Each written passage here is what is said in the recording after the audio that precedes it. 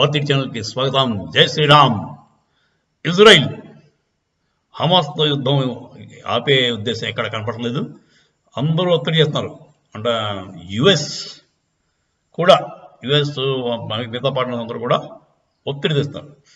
కానీ ఎక్కడ cease fire అనే మాట రావట్లేదు. లాస్ట్ హమాస్ వాడు చావాలి, వీళ్ళ హోస్టేజెస్ వీళ్ళకి ఇచ్చారు, అప్పుడే వారు అవుతుందని వాళ్ళు క్లియర్గా చెప్తున్నారు. కరెక్ట్, అది బాగానే ఉంది. టెర్రరిస్టులతో ఇలాగే ప్రవర్తించడం మంచిది. వాళ్ళకి ఏమాత్రం లోకువ చూపించినా వాళ్ళు మీద ఎక్కేస్తారు.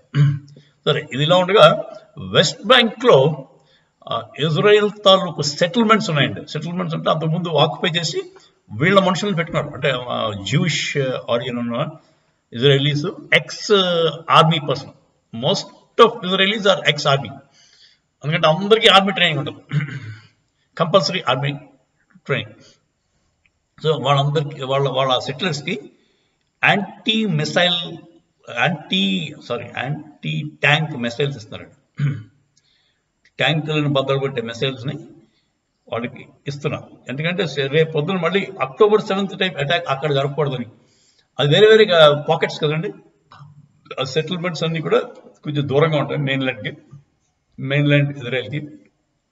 సో అక్కడ October 7th టైప్ అటాక్ జరగకుండా ఉండాలని వాళ్ళకి యాంటీ ట్యాంక్ మిసైల్స్ అలాంటి ఎక్విప్మెంట్ మంచి ఇచ్చారు.